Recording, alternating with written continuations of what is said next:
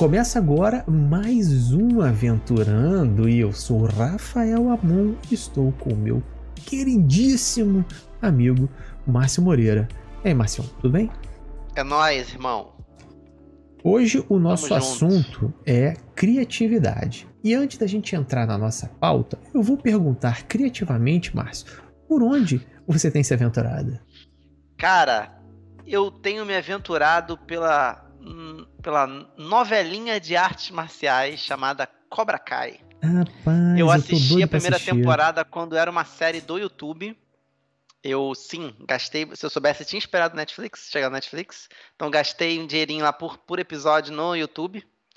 Porque eu tava gostando bastante, assisti a primeira temporada toda. E agora eu tô revendo a primeira temporada com a minha esposa pra eu poder continuar vendo a segunda temporada pelo Netflix. Então, bem bacana, cara. E o que você tem achado da solução dos redatores, dos roteiristas? Foi criativa terem invertido o vilão e o mocinho na série do que era no filme? Não existe uma inversão ali. Tem sim. Calma. Não, para, cara. O Lourinho sempre foi mal. Ai, cara, no deixa filme. eu desenvolver, cara. Deixa eu Agora desenvolver. tá permitido. Eu já chorei, já reclamei, agora permito você Nossa, desenvolver. hoje o Brasil tá tão difícil ter diálogo, ter conversa. Calma. Tá permitido. Ouve. O que acontece? O que existe esteticamente, a uma primeira vista, de longe, você tem essa inversão, né? No primeiro episódio você acha que foi invertido, mas depois você vê que o protagonismo ele passa a ser meio que compartilhado. Eu não digo só entre o LaRusso e o Johnny, mas entre quase todos os personagens jovens também, tá? E eles não criam uma inversão explícita. Ela vai se tornando de uma coisa óbvia e simples para uma coisa um pouquinho mais complexa quando eles querem mostrar que, na verdade, inclusive até o How I Met Your Mother teve um episódio, o personagem lá, se não me engano, o Fred, como é que era o nome do Ted Mosby. Acho que era o Lourinho. Não, o Luke Lourinho. O Lourinho. De How I Met Your Mother. Ah, Met Your Mother, então. O famoso, o principal era o Moreno, o Ted. Não, mas tinha o Louro, amigo dele. O Legendary. Legendary, ele Qual é o nome dele? Eu não assisto, não sei. Eu sei que ele odiava o Daniel LaRusso, porque ele dizia que o vilão do filme antigo era ele. Que era um molequinho mimado. Eles brincam nessa série com essa questão e mostram que, na verdade, são coisas de fase da vida, arrependimento, eles eram uns idiotas quando eram mais novos, então os dois têm seus momentos de vilão e de mocinho ali, sabe? Então eles dão uma balanceada boa, não é uma coisa tão maniqueísta, saca? Entendi. Então não é tão simples assim, inverteu o negócio. Não é. Se você for assistir a série, você vai ver, tá bem legal. Bem legal. Tá na minha fila pra assistir. Mas é levinha, é uma novelinha. O Jayden lembrou que o nome dele, o Barney. Grande Barney. Isso, Excelente personagem. E, como o nosso assunto é criatividade, esta semana eu me aventurei. Eu voltei a me aventurar também por uma série, mas uma série de médicos. Eu estou assistindo a terceira temporada de The Good Doctor. Falando em novelinha. E novelinha, agora novelinha de médicos, que eu acho muito bacana. Eles tentarem transpor pra gente, né, como seria o cotidiano de um médico com autismo. Deixa eu tirar uma dúvida contigo dessa série, da mesma forma como você tirou enquanto eu estava explanando a minha. Isso, agora você vai me interromper e eu vou ficar puto contigo. Caro colega, é o mesmo hospital do House? É no mesmo universo? Eu ouvi um papo desse. Cara, que tem a chefe do House também lá. Eu não sou fã desse ponto de saber que tem a mesma ligação, não. Tipo, se fizeram foi muito easter egg do easter egg, porque o Good Doctor, na real, ele é uma série coreana, né, que fez sucesso lá, e aí eles compraram enlatado e fez no formato americano. Entendi. Mas é muito boa, cara. Eu gosto muito. Até teve um dia que a gente tava debatendo no nosso grupo de amigos com o Pereira e Gordilho, a gente tava falando sobre o Good Doctor. Eu gosto muito quando eles fazem, por exemplo, a explanação de como seria a cabeça dele funcionando, né? E a forma gráfica que eles fazem isso pra gente do lado de cá tentar entender como que ele constrói aquela narrativa no mundo dele, né, cara? Eu acho isso muito maneiro. Embora eu tenha nojinho das cenas de operação, eu tenho que assistir com a mão na frente, deixando só uma fresta pra ler a legenda. Tu é muito couro Eu fico fino, assim, muito. sabe? Aí eu tento deixar só a legenda pra conseguir ler e saber o que tá acontecendo. Isso é uma solução criativa. Nossa, amor. Mas tudo bem. Tudo Né? bem. Chama-se criatividade. Tá certo. Tá certo. Cada um com seus traumas. Né? Por que eu estou falando sobre criatividade? Porque o nosso tema hoje é a criatividade no RPG e o quanto que a gente precisa de criatividade para jogar RPG, né? Porque Olha aí. reza a lenda, né? Que todo mundo fala sempre em criatividade, a gente também comenta muito sobre criatividade, só que de vez em quando a gente às vezes se depara também com um cara que fala: não, eu não tenho criatividade para jogar isso não. Sim. Acho que não é para mim. E aí, Essa é uma Márcio? daquelas frases que merecem um tapa na cara. Quem Verdade. falou que vai fazer lá? A gente vai ter. Um dia a gente vai ter essa sketch. Então que eu jogo, eu não jogo RPG porque eu tenho que criar muita criatividade. E aí acaba passando aquela ideia de que o pessoal senta em volta de uma mesa, só fica viajando, não tem nada, assim, só criando, não tem mais nada no jogo, é só criação. E isso é engraçado ouvir de gente já talimbada no RPG, porque é uma galera que pra mim tá se igualando ao pessoal que tá começando hoje. A minha esposa, ela começou a jogar há pouquíssimo tempo, ela tá jogando a terceira sessão da vida dela semana passada. Olha. Então, ela jogou uma sessão com um amigo nosso, eu tava na mesa junto, e agora é a primeira vez que eu mexo pra ela, é a segunda sessão com os amigos nossos também, que são todos novatos. Eu tô falando dessa mesa direto porque tá sendo um laboratório muito bacana. E na hora da descrição que eu tava pedindo pra ela dizer o que ela tava fazendo, ela começou a falar também as coisas do cenário. Aí eu encontrei não sei quem, eu falei: Rose, calma, vai ter jogos em que isso vai ser permitido. Agora, nesse aqui, não. Aqui é D&D. Você só se atenha ao seu personagem. Deixa que eu digo as coisas em volta. Ela falou: deixa eu brincar. Então, assim,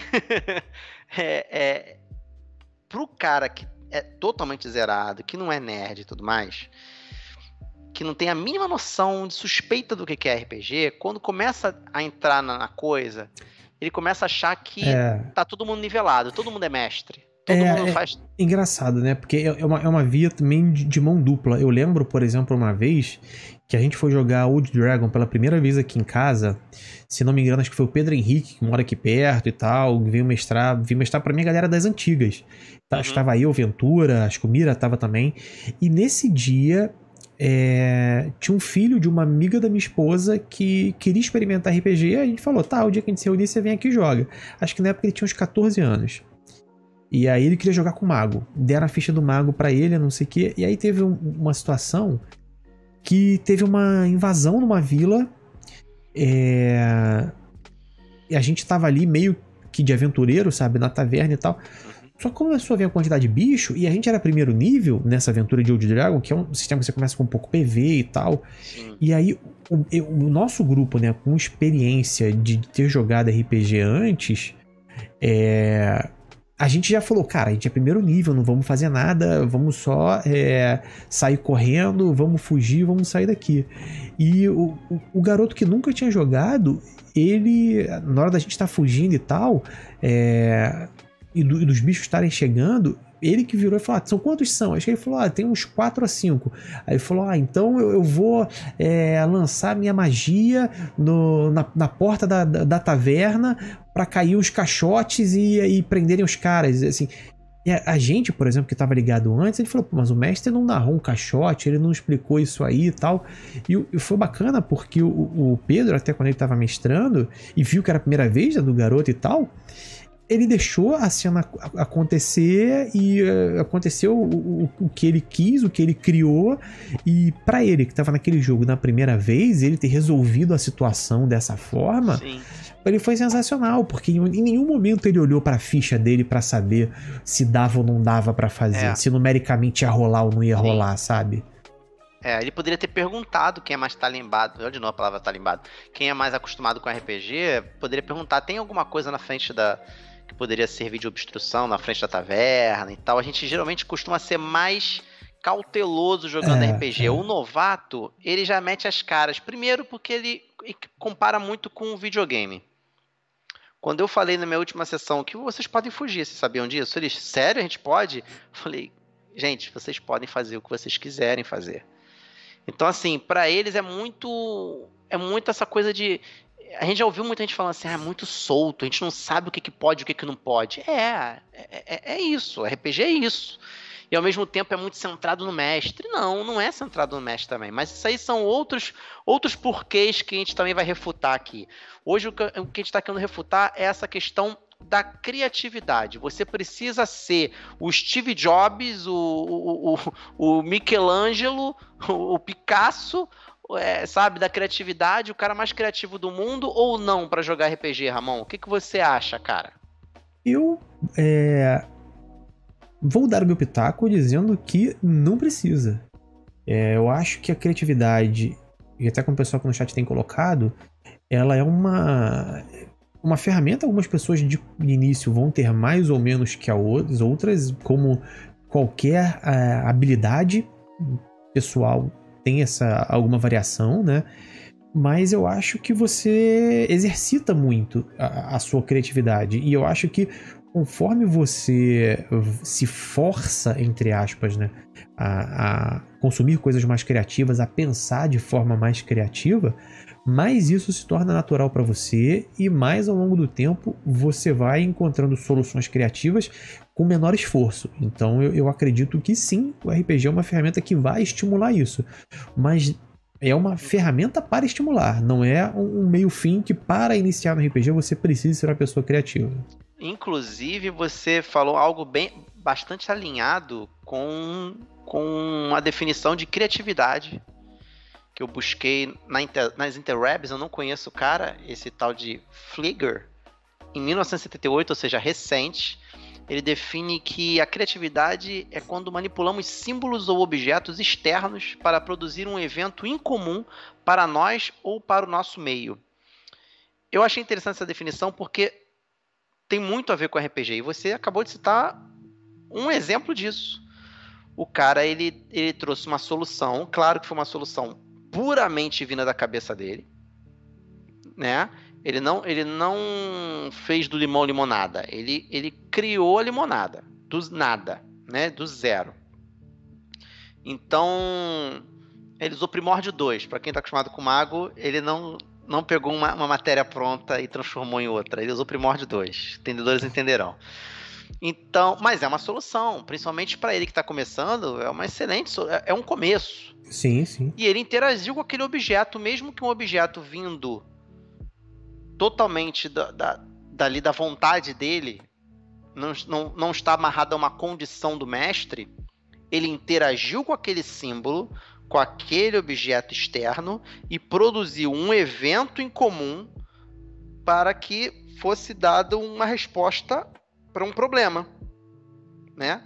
Então, essa é uma excelente definição de criatividade para ser utilizada, para ser encaixada no RPG, né? Não sei quem foi que disse também que a criatividade é a memória RAM da biologia. Um bom termo a se pensar, né? É um bom termo, porque ela já casa bastante com a questão do improviso.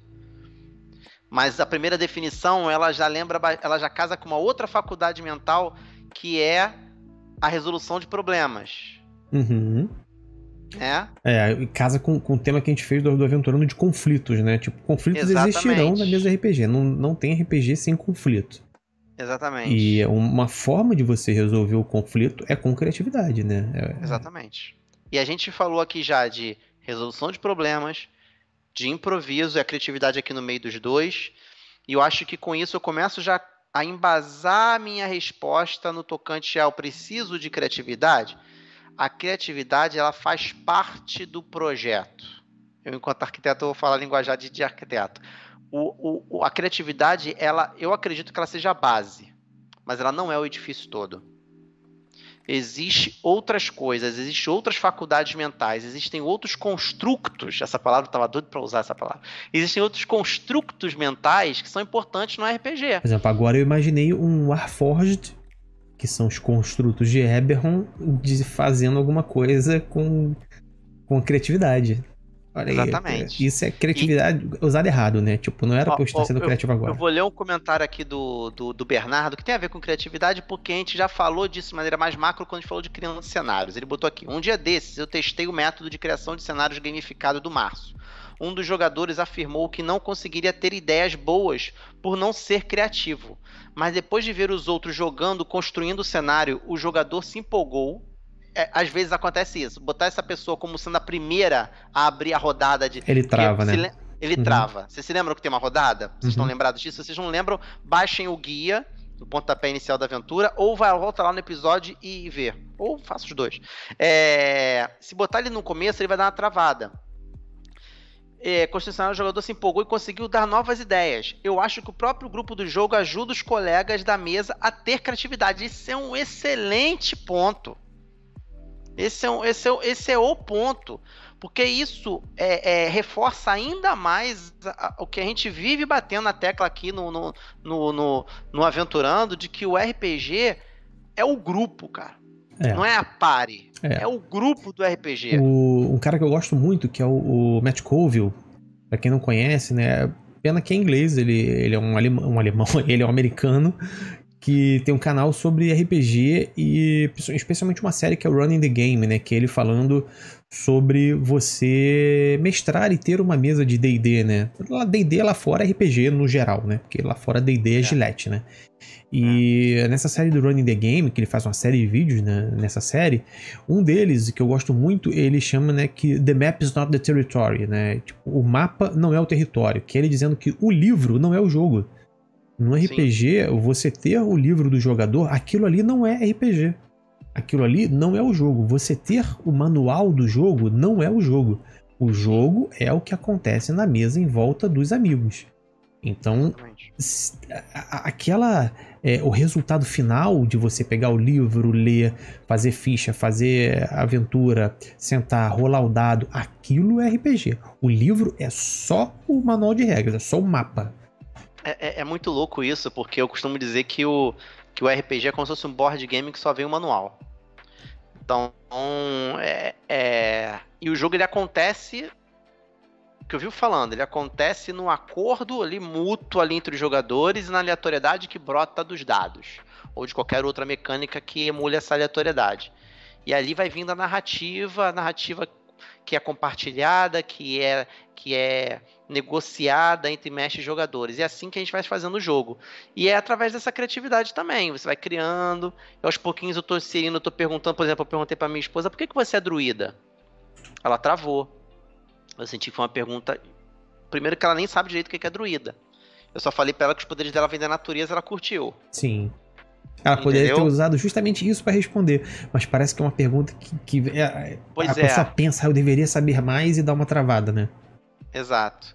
E abrindo só um parêntese rápido aqui, não sei se vai estar fugindo do tema, mas pode ser que esteja dentro do tema.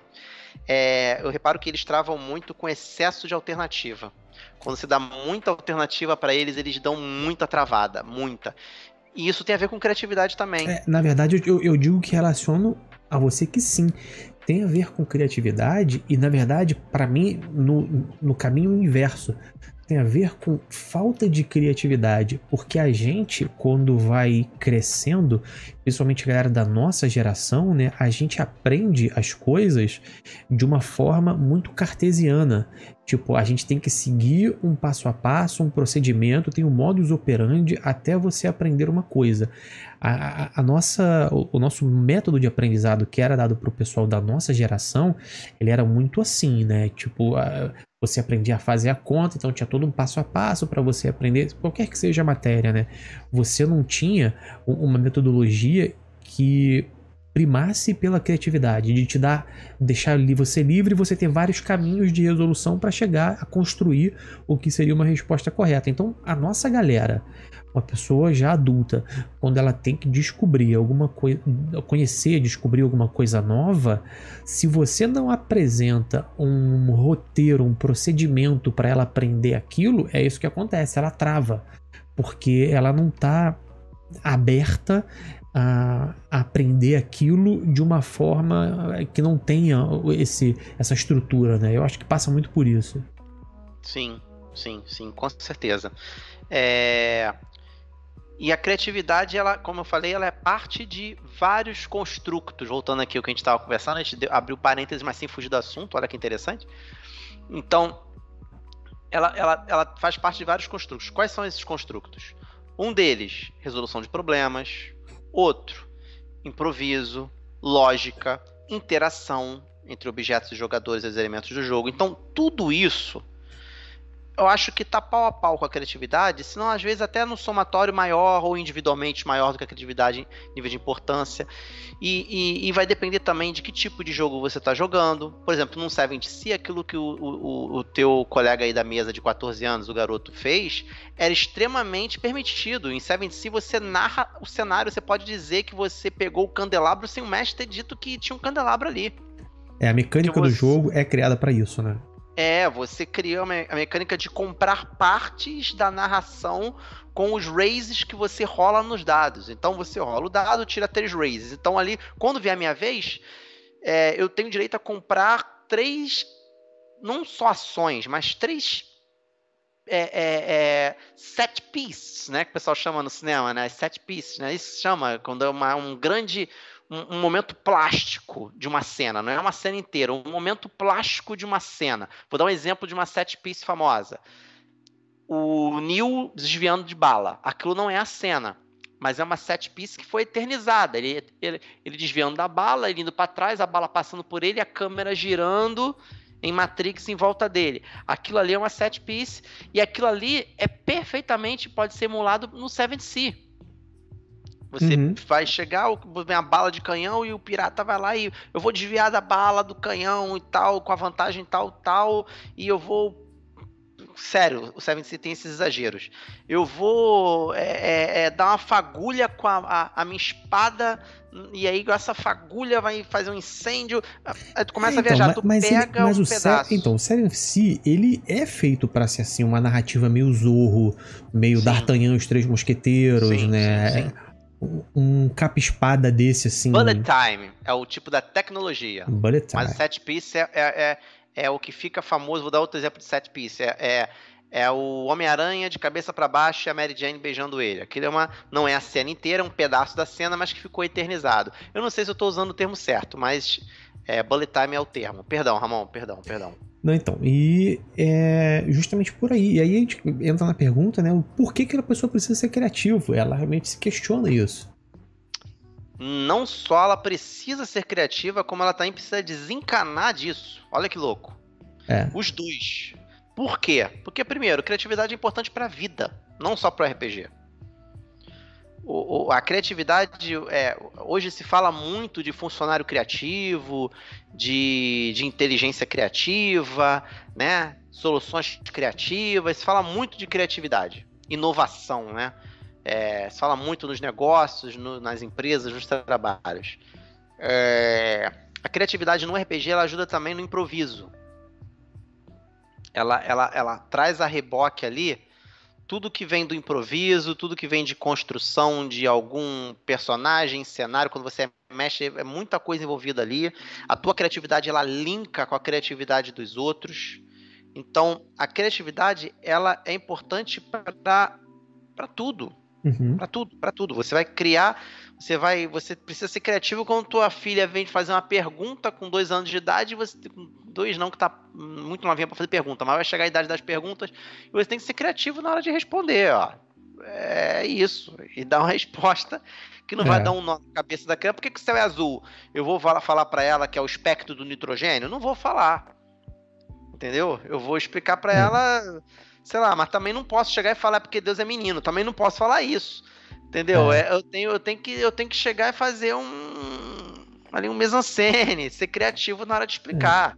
Entendeu? Sim. Engraçado, então, porque esse tipo de coisa que a gente tá falando, né? Tem um cara que eu gosto muito, que é o Murilo Gun.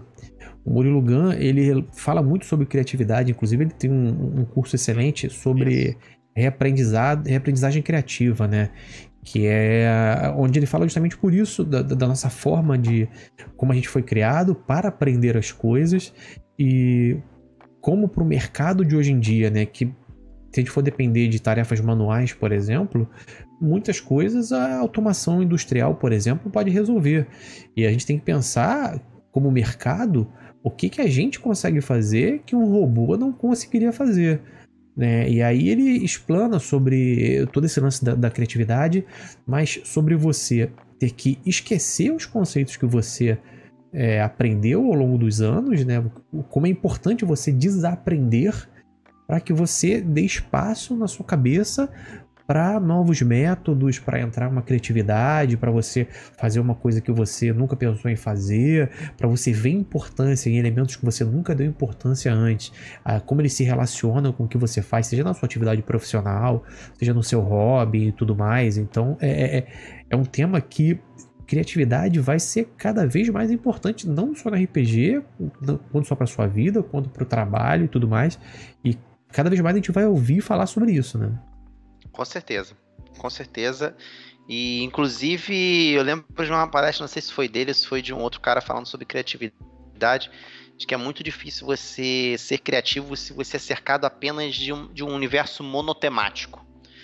E me lembra de falar sobre isso, que eu não tenho papel aqui para anotar as coisas, quando a gente for chegar lá nos processos de como que a gente pode desenvolver criatividade, como a gente pode trabalhar isso, beleza?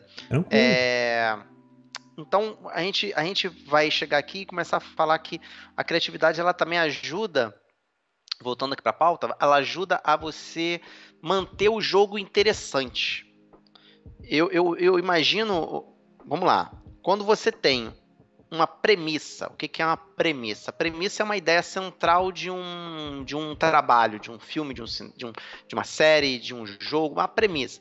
Quando você tem uma premissa muito original, você prende já a atenção de cara daquela galera que está assistindo, né, o filme. Se a premissa quanto mais original ela é, mais preso você fica apenas pela inércia da premissa, pela inércia da originalidade. Olha que doido isso. O Matrix foi algo tão original, a gente falou do Matrix, vou falar de novo dele. E pintou aqui, não estava planejado isso, mas pintou aqui, vamos falar dele, porque ele é extremamente criativo, aquele filme. Para a época dele, é extremamente original. Pra gurizada de hoje, talvez, falei igual velho agora, mas tudo bem. Pra pessoal de hoje, o Matrix talvez seja mais um, mas saiba que ele só é considerado mais um porque tudo que você parametriza hoje se baseou no Matrix. Então, o Matrix... Posso abrir um parênteses do Matrix? Abra ali. Eu assisti Matrix com a minha galera, que era da minha mesa de RPG de moleque, meus amigos de infância. A gente assistiu no Shopping Guatemi. Eu não sei quantos anos a gente tinha. A gente devia ter uns, sei lá, uns 14, 15 anos, 16 por aí. Eu sei que a gente saiu andando do Iguatemi até o meu condomínio, que era na Rua Uruguai. Não, que devia dar sei lá, tipo 1 quilômetro, 2 quilômetros e pouco. A gente foi andando na rua torcendo para encontrar um grupo de pivete que quisessem assaltar a gente para que a gente pudesse sair na porrada com eles. Que a gente tava muito empolgado com a porradaria do filme. E a gente, crianças não façam isso em casa. De alguma forma, a gente achou que ia ter bullet time na nossa porradaria. Eu sei que no final das contas a gente não achou pivete no caminho de volta do cinema para casa, que acho que quando a gente tava chegando perto... correram do gato preto. Não, que a gente tava se socando, sabe? Tipo... brincando de porradinha pra extravasar o que a gente tinha visto, cara. O Matrix realmente mudou vidas. Vai lá, né? Ainda bem que não mudou de vez, né? Imagina se você tivesse tornado esse cara. Enfim. Então, o Matrix, ele era algo tão original, que a própria inércia do que aquilo trazia de novidade fazia você ficar preso nessa inércia. Porque se tu parar pra pensar, ele não é estruturalmente no conflito, tô falando somente do conflito, algo tão inovador assim. Me explico. É um chosen one, é um escolhido, você tem que salvar alguém que foi raptado, o escolhido ele faz milagre, ele praticamente desperta depois que alguém chora em cima dele, mas eu te amo, e acorda e tal. Então, estruturalmente falando, o conflito estrutural da parada, ele não é tão inovador, mas o mundo, o cenário, as coisas que constroem aquele mundo são tão inovadores, que você, quando a Trinity, na primeira cena, no fechamento da primeira cena não, né, da primeira sequência, ela vai atender o telefone, vem o caminhão e esmaga a cabine, e você pensa, morreu. E aí, você já tá meio que intrigado já um pouquinho quando tem os agentes e eles falam, quantos policiais tem lá? 5, estão todos mortos. Aí tu já fica assim, tá, beleza, não é tão original assim, mas tem um monte de filme aí de vampiro, super-herói que paga esse pau. Mas aí, na hora que vem o caminhão esmaga e fica só o telefone pendurado com sinal e a câmera entra no buraquinho do telefone, naquele momento você fala, me pegou. O que é Matrix? O que é isso? E aí a pergunta, o que é Matrix, vai reverberando desde o outdoor que eu vi. Eu não tinha 14 anos, eu já estava estagiando, já era bem mais velho já, tinha uns 18 anos, eu acho. Eu estava indo para... Eu tava terminando meu segundo grau técnico, fazendo estágio, e eu desci a Grajaú Jacarepaguá e vi um outdoor bem grande escrito, o que é Matrix? Época pré-internet, né, que você não sabia o que esperar dos filmes. Você não sabia. E pronto, já te prendeu. Então, pela inércia da criatividade, você vai prendendo a atenção. Se não for uma coisa tão original assim, ela vai prender só na primeira cena, só na primeira sessão, falando de RPG.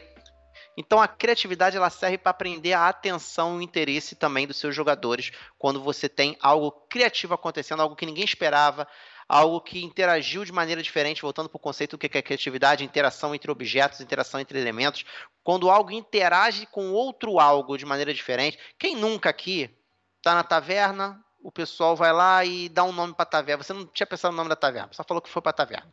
Aí o pessoal, aí tu fala, tá, diz aí você, qual é o nome da taverna? Aí o cara diz o nome da taverna. Aí começa a interação, o taverneiro que era desinteressante passou a ficar interessante. O mestre passou a botar o taverneiro interessante. Ele começou a criar um retcon ali ao vivo, sem os jogadores saberem, que foi o que eu falei no último RPGizador, o escudo invisível do mestre, que nada mais é do que a cachola dele, ele tá aqui perguntando pra ele, tá, agora eu vou botar isso pros jogadores. Vou botar isso pra vocês. Pô, esse taverneiro aí dá pra fazer um troço interessante. Aí eu crio alguma coisa aqui. Eu tô criando on the fly, eu tô criando, sabe, em voo. Eu tô criando ali no processo, né? Então a criatividade no RPG é algo dinâmico. O gostoso do RPG é isso. Ele é a apresentação do filme, ele é roteiro do filme, ele é casting, ele é produção de arte, ele é cenografia, tudo em andamento. Tudo ali, ó, no flow, saca? E isso que é o legal do RPG, tipo, que é o apaixonante. CBN, né? Em 30 segundos tudo pode mudar. Tudo pode mudar, exatamente. Exatamente. E faz um pouco de diferença também, né? O que o pessoal estava comentando aqui, eu achei muito bacana. Se não me engano, quem falou mais cedo, foi mal, galera, não vou lembrar o nome de quem falou, mas ele falou que no D&D, por exemplo, ele sentia dificuldade de ser criativo quando as outras pessoas na mesa estavam usando muitos termos de D&D, muitas coisas ligadas à parte gameística do jogo, e que ele, por não entender, ele sentia que isso dava uma freada na criatividade dele, no que ele poderia fazer na mesa, né? Isso acontece muito, por exemplo, como você citou o Seventh Sea, que é um jogo que nas próprias regras dele já fala pro jogador, cara, cria a parte da cena e tal. Então, jogos com níveis de regra ou mais simulacionista, mais narrativista, isso pode afetar um pouco também na questão da criatividade, né?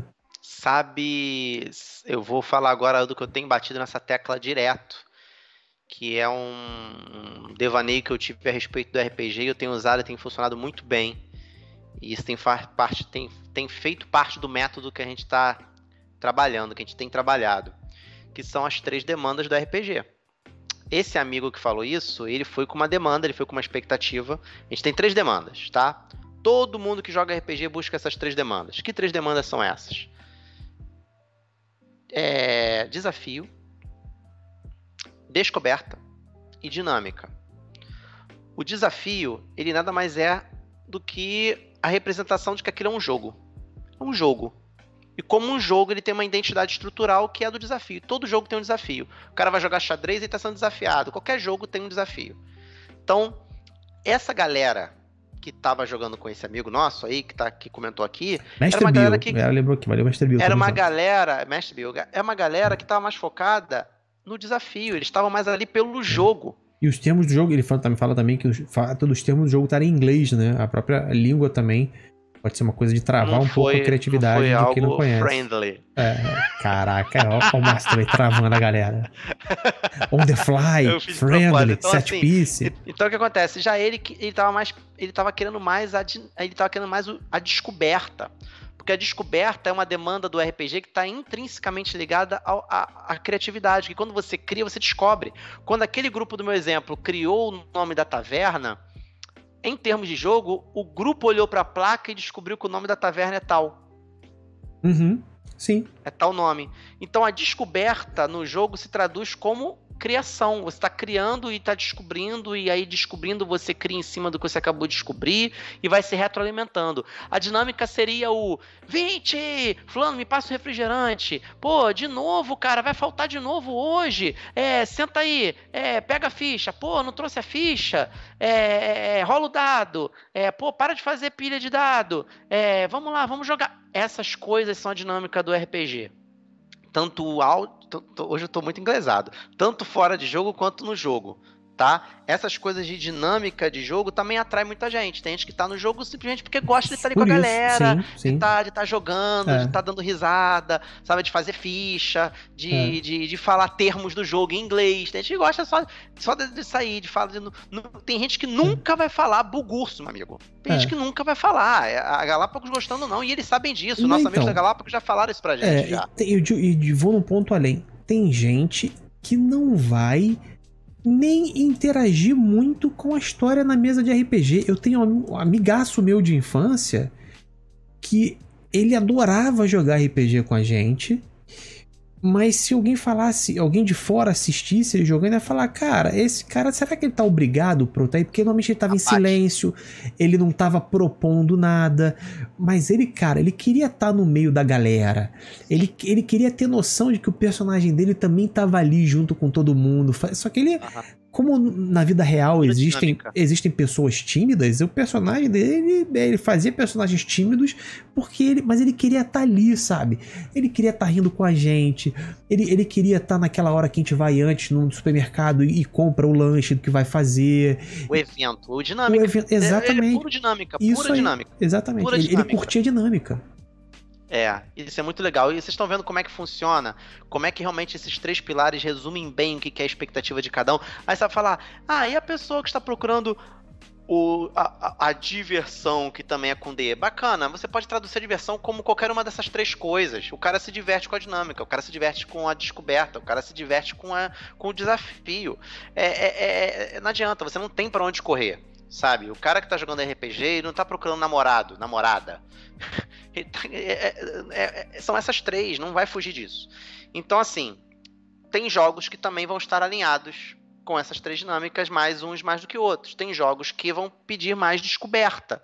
Esses jogos, geralmente, eles pedem um pouquinho mais de criatividade. Então, a pergunta é, eu preciso ser criativo? Eu te respondo, de quanto estamos falando de criatividade? Sim. Vai ter jogo que vai ser mais desafio. O D&D é um jogo muito mais voltado pro simulacionista, pro gameista, pro o cara que gosta de usar grid, miniatura, que se atém mais às regras, ele tá bem servido no D&D se ele usar full estratégia. Sim. Esse cara ele pode se divertir, né, com o desafio, por exemplo, sendo o cara que a toda rodada ele só fala, eu ataco. E pra ele, na cabeça dele tá super divertido. Por quê? Porque ele tá pensando em quantos feats o personagem dele vai andar, na economia de ações, o que ele tem pra fazer, nos recursos dele naquele tempo. Mas o que ele verbaliza, por exemplo, pra ele pode ser o suficiente. Eu ataco, ou eu lanço um Firebolt. Olha pra ficha e reage. E aí ele tira o número do dado e deu tanto de dano. Sim, aí você fala... E tá tudo bem. Exatamente, tá tudo bem. Porque geralmente tem o cara, não, se o cara fizer isso, ele não tá jogando RPG, que tem que ser um jogo lúdico, da mente, ele tem que entrar no personagem. Calma, Ramon, antes que você entre nesse personagem, a gente não tá aqui se opondo a quem fala isso. A gente é amigo de todo mundo que fala isso. A gente não tá dizendo que é errado. A gente acha só que essa galera que fala que tem que entrar no espaço lúdico, que você não pode quebrar o contrato social da mesa, que existem tons e notas de subjetividade, de filosofia, tem crítica social e tem isso, aquilo outro. Essa galera é uma galera que eu chamo de sommelier do RPG. E se você tá afim de jogar só com essa galera... Show. Beleza, brother. Mas eu falei isso num RPGizador. Arque com o risco de você talvez encontrar pouquíssima gente que joga nesse nível. Nesse nível. O RPG dá para se jogar em vários níveis. Isso. E como eu também digo, o RPG também é um tratado, um exercício de humildade. Quando você senta com um garoto de 14 anos na tua mesa que nunca jogou RPG e tem junto ali outras pessoas que estão em anos de RPG nas costas, você ali no mesmo momento você vestiu a capinha da humildade, meu amigo, o chinelinho da humildade, e tá recebendo o garoto, e aquele dia para aquele garoto foi demais. Talvez para os teus colegas não foi. Ele deu uma travadinha, ou então foi só mais um dia de RPG como outro qualquer, mas para ele foi o dia de entretenimento. Talvez ele tenha continuado no hobby, tu não sabe, Ramon. Sim. E tu não sabe, entendeu? Então, gente, antes da gente ficar cagando regra, dizendo que é o jeito certo, o jeito errado, o que a gente está fazendo aqui? Vocês estão fazendo o quê? A gente tá passando para vocês o nosso jeito. A gente não está dizendo que ele é o certo. A gente está dizendo que é o jeito atestado, é o jeito que não é abestado, é atestado, o jeito testado, o jeito comprovado e que a galera vive pedindo pra gente explicar. E a gente, depois de tantos anos nesse negócio com Perdidos no Play, tantos anos até mais jogando RPG, a gente falou, não, então porque a galera tá querendo, então vamos ajudar, e a galera tem gostado e tem dado feedback bacana. E que passa justamente por isso, né, da gente explicar pra você que o seu nível de criatividade basta. Esse é o ponto central. Eu sou pouco criativo. Basta. Eu sou muito criativo. Basta. Porque vai depender apenas como você usa isso relacionado a essas 3 demandas que tem no RPG, você se descobrir dentro delas o que te satisfaz, o que satisfaz a sua criatividade. Se você é uma pessoa que sente a necessidade de propor cenas, de estar sempre trazendo elemento novo para a mesa, de estar querendo contornar situações de maneiras muito diferentes, você vai encontrar uma mesa que seja assim, você vai encontrar um jogo que seja assim, você vai encontrar um cenário que seja mais propício para esse tipo de coisa, assim como você, que é uma pessoa que quer seguir aquela criatividade mais restrita, onde você para e olha para sua ficha para ver o que dá para fazer e você precisa ter uma lista que te diga as tuas opções, você também vai se divertir, você também vai ter um jogo que seja adequado para a sua demanda, você também vai encontrar pessoas que gostem desse tipo de jogar e desse tipo de uso de criatividade para uma mesa. Esse é o ponto central da criatividade, o que a gente gostaria de falar para vocês, né? Exatamente. E aí você pode estar pensando assim, então para que serve vocês aí falando isso? O nosso papel aqui é ajudar você e como que você vai trabalhar esse tanto de criatividade que você tem. Esse é o nosso papel. Se você tem pouco, a gente vai te ajudar nesse pouco. Você tem muita criatividade, a gente também vai. Porque talvez você tenha... Tem gente que, às vezes, não... Tem gente que tem muito dinheiro e não sabe o que fazer com muito dinheiro. Tem gente que tem pouco dinheiro e também não sabe o que fazer com aquele pouquinho, como é que aquele pouquinho vai render. O nosso trabalho aqui é fazer o mesmo com a criatividade. Nosso trabalho aqui com o nosso canal, com tudo isso, é poder ajudar você com pouca ou com muita, como que você trabalha isso. Agora não é dizer pra você que a gente só vai pegar quem tem muita criatividade, quem foi feito pra ser o novo Spielberg. Pelo amor de Deus. Então, porque é até um cuidado que a gente tem que ter, porque o cara pode falar, o cara que é muito criativo, ele pode pensar... Pra mim, cara, moleza, eu sou muito criativo, qualquer mesa de RPG que você me colocar eu vou tirar de letra. Mas esse cara tem que tomar um cuidado, porque se ele é assim, e ele entra numa mesa que ele vai mestrar ou que ele vai jogar com pessoas que querem uma experiência mais guiada, com pessoas que são um pouco mais travadas e tudo mais, ou ele pode se desmotivar muito rápido, ou ele pode acabar falando, não, esse joguinho não é pra mim, ele me cerceou o uso da minha criatividade e coisa do tipo. Então eu acho que a gente falar sobre a criatividade, ela é muito importante para em qualquer lugar desse espectro de criatividade que você esteja, para você não se frustrar com os jogadores que vão ter na sua mesa, com o jogo que você escolheu ou que você está pensando em escolher para utilizar na sua mesa. Tudo isso você tem que levar em consideração. Isso, exatamente. E aí a gente começa a preparar o ambiente para a gente trabalhar. A gente já falou de sinergia da criatividade entre os jogadores, que isso multiplica a criatividade, foi falado aqui, está aqui na pauta, mas o amigo aqui já se antecipou. Então a gente já pode considerar que ticamos esse assunto. E antes de a gente começar a entrar no processo de quê? De como trabalhar essa criatividade, eu só quero falar rapidamente, contar uma historinha rapidamente para vocês de um estudo, de uma pesquisa tá? Que é da Universidade de Harvard, que ela se propôs a fazer o que a gente chama de pensamento divergente. O que é o pensamento divergente? É você pegar alguma coisa e dar um fim diferente para essa coisa.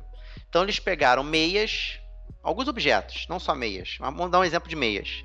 Entregou na mão de um grupo de pesquisa e pediu para que esse grupo desse soluções inusitadas para uma meia. Funções inusitadas. Aí um usou como coador, outro usou como luva, outro usou como fantoche, outro usou como... E aí eles categorizaram o quanto essas soluções se afastava da solução primária, que é colocar no pé e usar, né? Como esquentar o pé. E foi dando notas para isso. E aí eles foram depois vendo no... Como é que dá o nome daquilo ali, que a pessoa entra dentro e faz a tomografia? Tomografia na... Fizeram aquele mapeamento do cérebro, né? Mapeamento cerebral, e viram quais eram as regiões do cérebro que mais eram desenvolvidas para aquelas pessoas que receberam maiores notas. Ou seja, a criatividade realmente está atrelada diretamente ao uso diversificado e alternativo daqueles elementos. É aquele conceito que a gente falou lá em cima da pauta, no início do episódio, no início do Aventurando. E o que isso comprova, Márcio?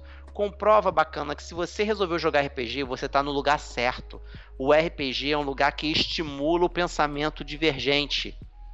A gente joga no Menera, que vai ter um objeto que foi feito há 1 milhão de anos atrás, foi feito para escovar o dente, mas o cara vai usar como uma Numenera, ou seja, como um objeto para um outro fim, 1 milhão de anos depois. Se você perguntar para o jogador ou para o mestre o que isso era feito antigamente, ou vocês forem a fundo na história de cada objeto, de cada Numenera, o cara vai ter que se desdobrar para explicar que não, isso aqui antigamente era usado para tal coisa, agora é usado para isso.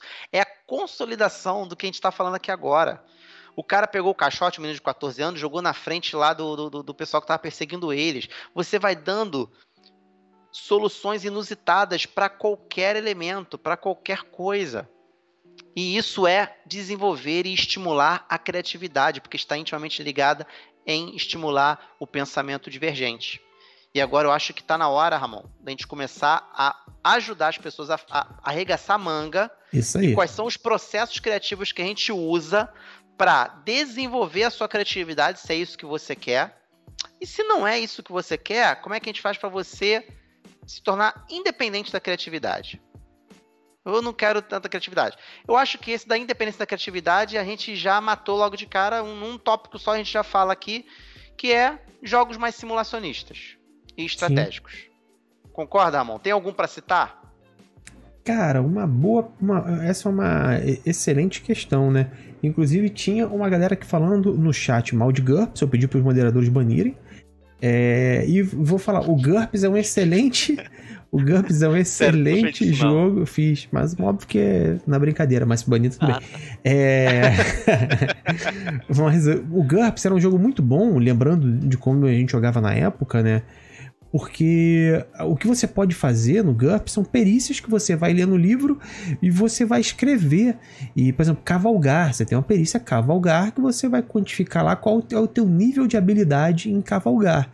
Então, todas as suas ações você meio que acaba escrevendo na sua lista, porque se você não tiver uma saída extraordinária para alguma coisa, o fato de você olhar, ter anotado, isso já te facilita a pensar alguma saída. Você, como a gente falou aqui antes, né, nessa hora você tem que tirar fora da caixa, porque as coisas estão descritinhas lá na tua caixinha bonitinha, para você saber o que fazer e seguir. Então tem muitos jogos, até jogos que de uma forma mais moderna, né, fazem isso, com algumas explicando algumas ações. Por exemplo, eu li recentemente Dark Eye, eu acho que é um jogo muito bom, que usa muito bem essas perícias que vinham do GURPS, né? Não sei se ele vai chegar a ser financiado, tomara que sim, tomara que quando você vendo esse episódio aqui, ele bateu o financiamento e vai sair, mas eu achei ele muito bom. O Savage Worlds, por exemplo, também eu gosto muito dele.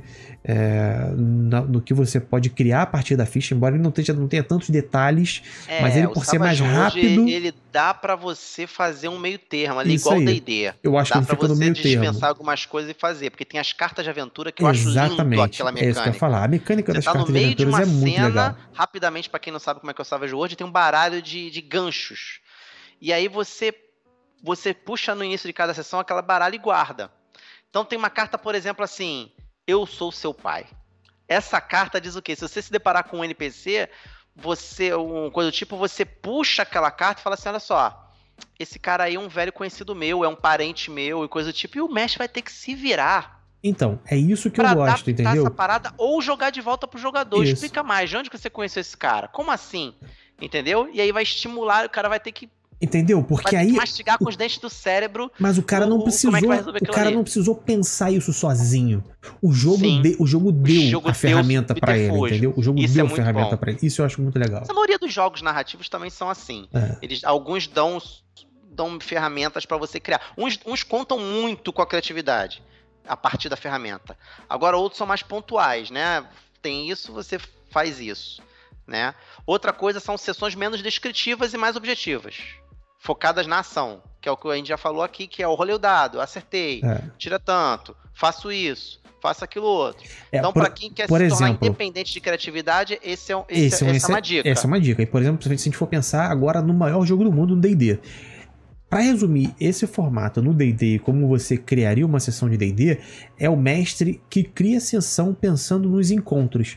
Então o cara pensa a sessão dele, ele vai falar, olha, a minha sessão de hoje vai ter 3 encontros. Ele sabe que ele vai narrar o encontro 1, vai narrar o encontro 2 e vai narrar o encontro 3. Jogadores, você está falando hipoteticamente. Hipoteticamente, eu tô falando assim, o jogador o mestre que está criando, na hora dele criar, vai ter encontro 1, encontro 2 e encontro 3. E ele sabe que nessa estrutura de criação que ele vai fazer dessa forma mais objetiva, e a forma que ele vai apresentar isso para os jogadores, ele vai restringindo nas opções, né, do que os jogadores sabem que eles vão no que está criado para os jogadores, o que eles vão ter que interagir naquela sessão. Então ele já segura um pouco do interesse daquela galera que hoje eu não tô afim de criar. Tem um cara que vai sentar na tua mesa às vezes e ele tá lá só com a ficha dele que ele quer rolar dado, sabe? O cara tá afim de rolar dado, tá afim que você exponha situações para ele, que ele vai ter que interagir com aquela situação que você expôs e ele vai rolar o dado. E para ele aquilo ali é justamente a experiência que ele estava pensando. E aí eu volto às 3 demandas. Você tem que estar ligado às demandas dos teus jogadores. Se você entrar numa de que... Agora falando pros mestres, tá? Se você entrar numa de que... não, hoje vai ser um jogo freestyle. A gente vai criar muito e tal, e tua mesa não é disso. O maior desafio não é uma mesa homogênea, é uma mesa heterogênea. O cara às vezes pensa, não planejei nada pra sessão de hoje. Senta aí e vamos jogar. Exatamente. Tem jogador que nessa daí vai travar. E se você é jogador e tá impaciente, que tá no momento do jogo que é muito freestyle e você é um cara mais do desafio, tá no momento muito da descoberta, muito da criação, entendeu? Ou da dinâmica, e você tá querendo, bora jogar. Espera, calma. Se você tá numa mesa que você sabe que o jogador alterna, que o mestre alterna, e tem muita gente heterogênea ali com várias demandas diferentes, espera todo mundo ser atendido, ser saciado na sua demanda, que uma hora você vai ser saciado também. Ou talvez você já tenha sido saciado, acabou de vir de um combate gigante, e você está querendo mais mecânica depois. Calma, agora a galera quer discutir, quer falar um pouco do loot, quer traçar um pouco o plano do que vai ser depois. Entra, embarca ou não atrapalha. Espera. Entendeu? Faz um personagem que se adeque também à sua demanda e por aí vai, tá? Próximo tópico aqui pra galera da independência da criatividade é usar recursos. Imagem, miniatura, grid, mapa. Essas paradas todas ajudam a galera que não tem criatividade. Que não tem essa coisa muito do lúdico, da abstração. A minha esposa, ela adorou quando a gente veio pra cá pro escritório pra jogar. A gente tava jogando na mesa da sala. Aqui no escritório eu jogava só com a mesa dos experts, da galera que joga já há anos. Aí, na semana passada, todos os novatos... Era o clube dos já iniciados, né? Tipo, olha, você ainda não tem tarima para entrar naquela salinha ali. Eu trouxe os novatos aqui pra mesa aqui do escritório, que é a mesa que eu pensei pra RPG. Ela tem um monitor na cabeceira dela ligado no cabo HDMI pro meu computador, que eu boto música ambiente, eu mostro o handout, eu arrasto de um monitor pro outro. Quando ela viu isso, ela ficou doida, ela começou agora eu consigo ver melhor, você tá mostrando os handouts, eu consigo ver, e quem me conhece sabe que eu uso bastante handout. Eu gosto de estimular a criatividade, mas eu gosto de trazer bastante imagem. Ó, um comentário grande aqui do Rod, vou ler aqui, ó. Eu já saio lendo, nem vi antes, eu já saio lendo. Excelente. Ele pode estar xingando a gente, mas você já saiu lendo. Eu saio lendo. Aqui é assim, aqui é a vida louca. Surgiu ontem na mesa de Cthulhu, uma das jogadoras vai começar a mestrar uma outra mesa. E tivemos uma discussão com todos onde ela queria mutar os jogadores para fazer uma cena com apenas um dos jogadores. E assim rotacionar toda a cena. O que vocês acham disso? Eu não entendi muito bem não, Rod. Você entendeu? Eu entendi. Eu vou te explicar o que ele tá falando. Na mesa de Cthulhu... Tá, já dá a resposta pra ele então logo. Então vamos lá. Na mesa dele de Cthulhu, a mestra fez aquele lance que... Na minha mesa, na época de moleque, muita gente fazia, que era isolar, chamar um cara no cantinho pra narrar uma parte só pra ele... E depois voltar a narração com todo mundo e aí rotacionar a cena, todos na cena assim, né? Fazendo um por um. O que a gente acha disso? É uma forma de... quando a gente era mais novo, a gente usava isso para evitar o tal do metagame, né? Que é um personagem o jogador saber coisa que o personagem dele não saberia. Hoje em dia, com todo mundo adulto, né? Eu ia falar agora, exatamente. Eu não usaria isso como ferramenta, principalmente em jogo online. Em jogo online é mais difícil você prender a atenção de quem está contigo, porque a pessoa tem vários outros estímulos. Ela tem ali na outra aba do browser, ela tem o Google, ela tem alguém chamando ela na casa dela, ela tem gente passando atrás, ela tem N outras distrações. Que você fazer isso, você pode dar uma margem para a turma dispersar e no final das contas ser uma sessão que ninguém lembra de nada, ninguém sabia o que aconteceu e tal. O Thiago falou aqui, se for usado muito fica chato. Muito, muito chato. Você pode usar uma vez ou outra para criar um suspense? Pode. Usado com parcimônia é bacana? É bacana. No online você tem que tomar muito, muito, muito cuidado. Eu não faria. Por exemplo, em live, em stream, eu jamais faria, porque você tem que entreter o público, quem está assistindo vai saber de qualquer jeito, não tem uma forma bacana de saber isso. Então, a saída seja maduro, né, com quem você está jogando. Se o seu personagem sabe, ele sabe. Se o seu personagem não sabe, ele não sabe. E segue o jogo. Assina embaixo. E aí a gente vai para o próximo tópico de ajuda para quem quer se tornar independente da criatividade, que é se basear em materiais prontos. Tá? Sim, até uma galera mais cedo perguntou, falou sobre aventura pronta, e eu acho que é um excelente gancho para falar agora. O pessoal perguntou se a aventura pronta limita a criatividade ou não. O que você acha, Márcio? Não é questão de limitar. Eu, particularmente, não gosto de aventura pronta. Eu explico. Não é que eu não gosto, não. Eu uso. Como assim, Márcio? Não entendi. Às vezes, eu pego a aventura pronta e dou uma mexida. Cá pra nós, o pessoal que joga na mesa de novatos não está me ouvindo. Mas a aventura pronta... Eu vou botar a mina perdida de Fandelver no meio da aventura que eu criei pra eles. Eles vão cair no meio de... Esqueci o nome da cidade, caramba.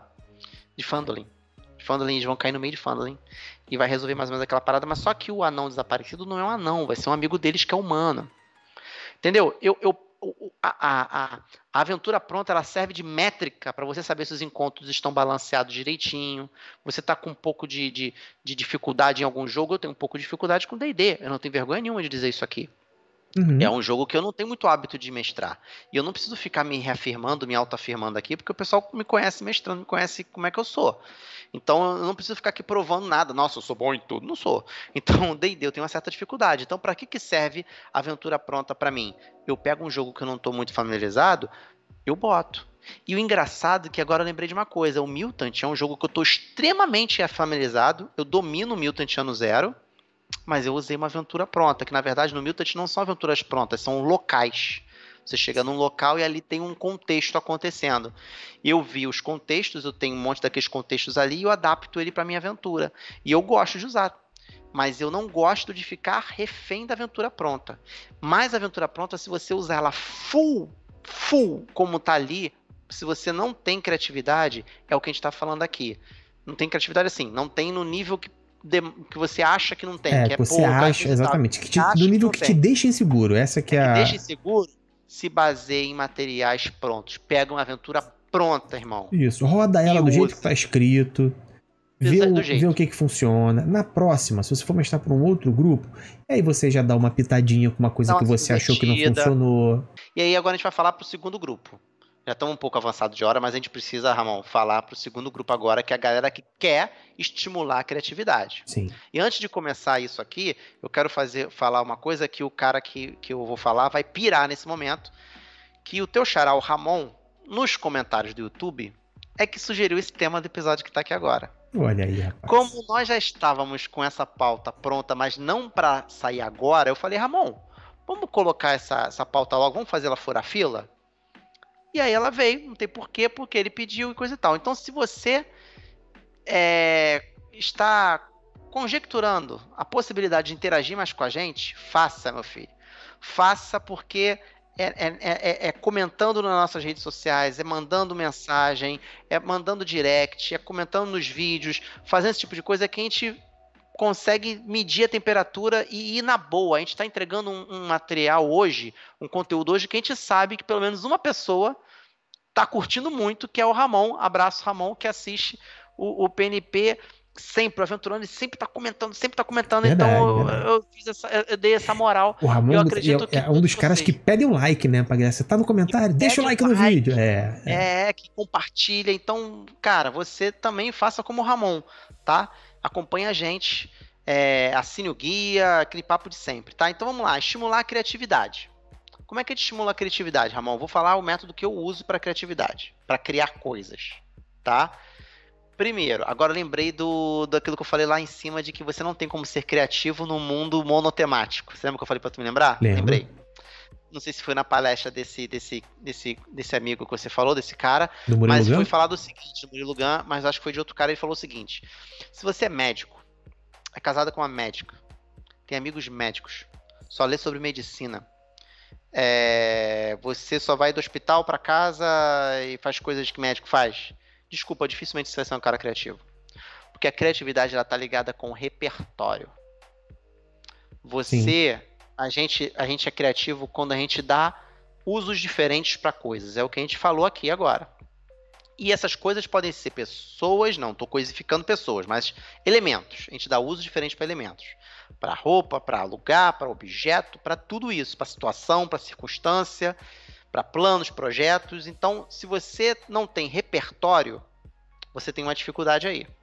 Agora, se você assimila muito repertório, coisas diferentes, principalmente de RPG, música, livros, histórias, filmes, séries, aqui ó, busca um elemento qualquer de preferência, um que nada tem a ver com RPG ou pareça com uma história. Depois transplante os conceitos. A gente vai falar disso daqui a pouquinho, o que é transplante de conceito. E aí, até que você aprenda a fazer a transposição involuntária, porque a gente faz a transposição voluntária para criar. A gente olha o que a gente se inspirou numa música, e aí eu vou me inspirar nessa música e vou botar no meu jogo. Até você começar a ter os níveis da consciência, do aprendizado, né? Você vai aprender a dirigir. Aí eu tenho o eu sei que eu não sei. Eu não sei dirigir. Aí tem eu sei que eu tenho consciência de que não sei, mas estou dirigindo, eu estou todo nervoso. Até chegar um momento que você está dirigindo, mas você nem está se dando conta. Você chegou em casa e nem sabe se lembra como é que foi o caminho, que você já dirige no automático. Quando você começar a fazer as coisas no automático, você está começando a criar e está transpondo, você já está masterizando o processo. Mas lembre-se, é sempre uma transposição. Porque mesmo Matrix, agora eu vou causar aqui, eu falei que era original pra caramba, ele não é original no sentido de que, caraca, nada ali foi tirado de lugar nenhum. Mentira. Platão, o próprio conceito de realidade virtual, de internet, tudo é tirado de algum lugar. Tudo. Então, assim, vamos falar então disso. Vamos falar de transposição de conceitos rapidamente, que já está bastante avançado de hora, mas vou falar mais ou menos como é que é o meu processo. Vou começar já explicando com exemplos, ok? Para vocês. Começando com o exemplo mais palpável que foi aplicado no RPG, que foi com o Mago. Mago, a princípio, ele era para ser um jogo que ele era inspirado estruturalmente nessa transposição de conceito que eu tirei de Mágico de Oz. Vou fazer igual Pink Floyd, vou fazer um jogo que tem essas coisas e eu não sei se a galera vai passar batido que ali foi uma coisa meio que tem leão, tem homem de lata, tem espantalho, tem bruxa, tem casa caindo em cima de bruxa, opa, estrada de ouro, opa. O que acontece? No meio do caminho, isso eu tô falando não dessa mesa do PNP, quando eu mestrei Mago para minha mesa presencial, eu mudei. Eu falei, peraí, o Mago ele me dá um respaldo para eu usar um personagem, um tipo, uma natureza, uma criatura que é o Desaurido, que ele consegue transformar uma realidade em outra. Então eu vou escrachar. Se eles descobrirem que tem semelhança, na verdade é uma pista para eles encontrarem esse bicho, essa criatura, tá? Esse ser. Mas você pode deixar na ignorância. Você pode deixar seus jogadores na ignorância. Você cria uma estrutura de conceito, extrai aquele conceito e aplica. Com certeza ainda não ficou claro, eu vou explicar mais, tá? Eu sou arquiteto, então eu gosto muito dessa coisa do conceito. Os bancos, antigamente, para passar a ideia de segurança, eles tinham paredes grossas, de concreto, cofres pesados, certo, Ramon? Sim. Se você vai no Museu do Banco do Brasil, no centro da cidade do Rio, você tem esse aspecto. Como é que os bancos hoje são? Todos transparentes, todos de vidro, todos de parede fina, ambientes integrados. Porque qual o conceito, qual a ideia que eles querem passar? De que o teu dinheiro ele não está sumindo pelos labirintos de uma arquitetura pesada. Você está vendo o que o gerente está fazendo, o que as pessoas ali estão fazendo. Por mais que seja mentira, mas é um conceito. É o que eles querem passar. Tá trabalhando na subjetividade, né? Exatamente. Avatar, James Cameron. Ele tirou claramente Pocahontas e Dança com Lobos, pegou, chupinhou aquilo ali e fez o filme dele. Não é certo nem errado. Ele pegou uma estrutura e levou para o espaço. Literalmente, ele levou para o espaço mesmo, tá? Agora eu vou tentar ser mais... arregaçar um pouco mais a manga, tá? Eu dei esse exemplo no RPGizador pra galera que já tava só no ao vivo comigo. O meu copo do Darth Vader. Vamos tentar extrair algum copo, a gente vai criar um cenário baseado no meu copo do Darth Vader. Um cenário, um planeta. Olha que louco. Duvido agora vou usar a pauta. Duvido você jantar com o meu copo. Cadê o teu copo? Bota o meu copo na sua história também. O teu copo é o quê? Do Homem-Aranha? Homem-Aranha. Tá. Então vou fazer do Homem-Aranha, então. Porque do Darth Vader o pessoal vai achar que eu me preparei pro Darth Vader. Eu vou fazer... Você quer fazer um amalgamado? Quero. Então eu vou fazer um amalgamado. Quero um crossover. Meu copo com o seu copo. Beleza. Ele é um copo de plástico, certo? Material artificial, sintético. Ele tá cheio de água. O teu também tá com água? Tá com água. Tá com água, né? Ele abre e fecha, né? Ele tem o Darth Vader aqui, ou seja, Darth Vader, ele é preto. O seu também é escuro. O meu é metalizado, tem o Homem-Aranha lançando teias. Beleza. Vamos lá. Vou criar aqui então agora, tá? O planeta, eu falei que ia ser um planeta, né? O planeta é o seguinte, é um planeta que não tem sol, ele é escuro a maior parte do tempo, tá? Ele é subterrâneo, suas galerias subterrâneas, elas são tipo Veneza subterrânea, cheia de água. Os seus habitantes, eles precisam de suporte de vida, tá? E eles são seres aracnídeos. Eles têm aderência, eles andam pelas galerias com teia e coisa e tal. E todo esse planeta ele é feito artificialmente. Ele é construído artificialmente de algum material plástico metálico. Isso, ligas de plástico metalizadas. Exatamente. Olha então, aí, rapaz. Você pode criar qualquer coisa tirando conceitos de uma coisa e entregando para essa outra coisa. Eu poderia fazer isso com personagem também. Eu poderia fazer isso com o Rod Komuth deu um exemplo aqui. Falou que quem vive lá? Aranhas mecânicas que vivem submersas nas galerias. Aí a cabeça vai embora. Isso aí. Exatamente. Último exemplo, que esse exemplo eu tava pensando outro dia nele e eu acho fantástico. a cantiga Se essa rua fosse minha, eu mandava ladrilhar com pedrinhas brilhantes. Acho que é isso, né? Só pro meu amor passar. Tá. Nessa rua tem um bosque que se chama Solidão. Nesse bosque vive um anjo que roubou meu coração. Vamos lá. Isso é terror, né, cara? Isso é um cenário de fantasia urbana. Olha a inspiração vindo. Vou chegar lá, de fantasia urbana. De gangues. Se essa rua fosse minha. Eu tô tentando fazer uma coisa que não... o pessoal bata o olho e diga, é aquela música, tá? De gangues. Beleza? Disputa territorial de rua. A turma da rua de baixo. Um Urban Shadow. Existe um jogo chamado Urban Shadow, que é né? Uhum. Então, gangues, disputa territorial. E tem envolvido questão de empreiteiras de construção. Eles estão construindo ruas, pavimentos e coisa e tal. Gente envolvido com corrupção, com a prefeitura. E eles têm um link com a gangue de alguma forma. Eles são pagos para fazer a segurança desse pessoal que faz a obra na rua para pavimentar a rua e coisa e tal. Então tem isso aí. Nisso também tem um romance rolando em paralelo. Aí eu tenho que tentar ver como é que eu vou inserir esse romance. Como eu disse que era uma fantasia urbana, nessa rua, onde tem a gangue, a rua principal desse cenário, existe um bosque que, magicamente, as pessoas, quando entram nesse bosque, elas, quando olham para o lado, mesmo que elas estiverem acompanhadas por um exército, elas ficam sozinhas. Elas se separam do grupo obrigatoriamente. É o bosque Split the Party. Entrou ali, tá sozinho.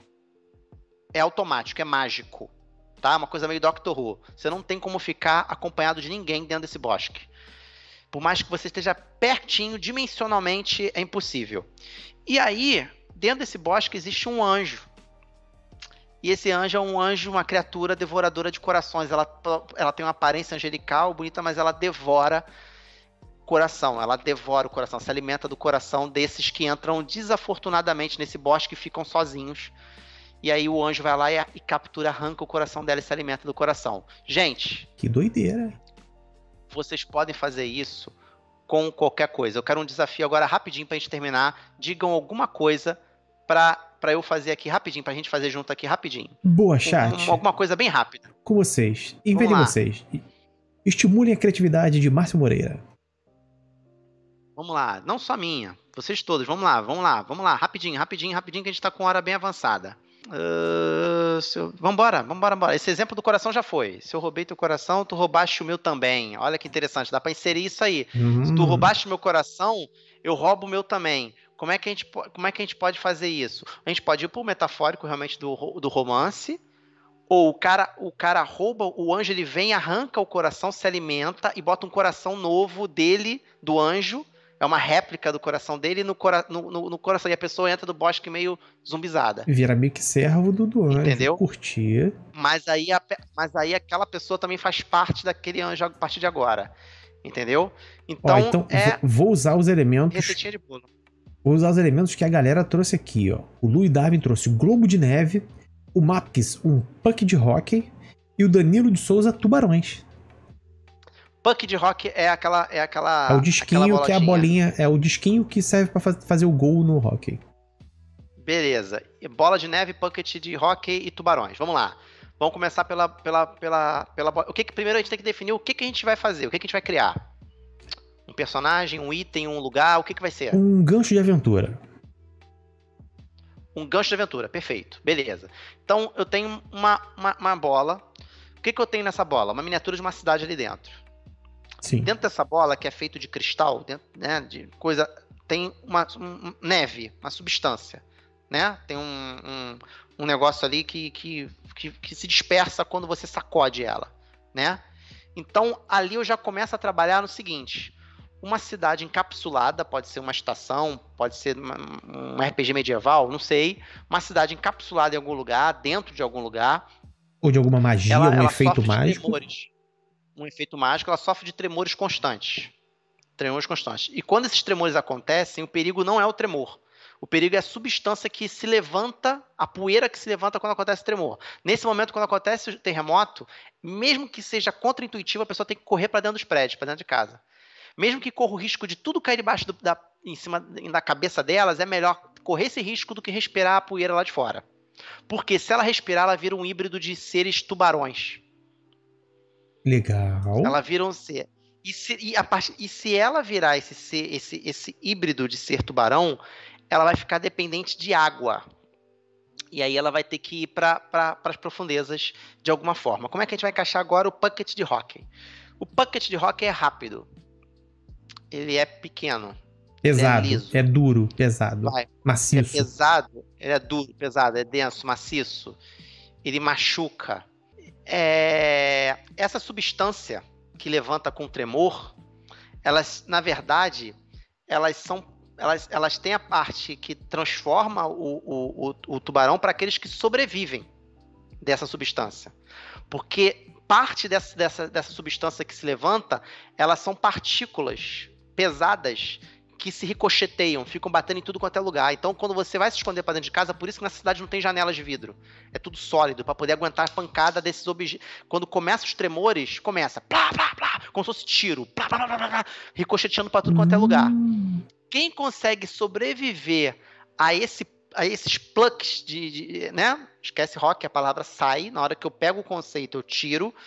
Na hora que eles conseguem sobreviver a esses projéteis, os que sobreviveram, mas estão ali fora, mas inalaram o cheiro, inalaram a atmosfera daquele lugar, ela se transforma nesse híbrido de seres aquáticos, e se não forem logo para a água, eles morrem. Desafio cumprido? Rapaz, curti, hein? Que isso, bacana. Então é isso. Foi rápido, né? Foi. Então, se vocês pegarem essa estrutura e dá para criar qualquer coisa e pirar. Entendeu? Pirar. Aqui, ó, a substância sobe, mas em baixa pressão, solidifica e cai com uma chuva sólida. As gotas como discos maciços de material. Exatamente. Boa. Isso aí. O modo eu não expliquei, né? Mas isso aí pode ser uma boa explicação. Quando vier um personagem conveniente explicando como é que isso funciona. Ramon, tô satisfeito. Também. A gente ajudou tanto aqueles que não querem ir muito a fundo na criatividade, quanto aqueles que querem aprimorar a criatividade. Foi um aventurando maneiro, né? Curti o episódio, um tema que o pessoal já vem pedindo, né, há um tempo. E se você curtir esse episódio, quer saber sempre quando a gente entrará no ar, nós temos aqui no chat o nosso comando alerta, que a gente vai mandar o e-mail só para você que que quer saber quando a gente vai entrar online, não está recebendo as notificações ou na Twitch ou pelo YouTube quando sai lá.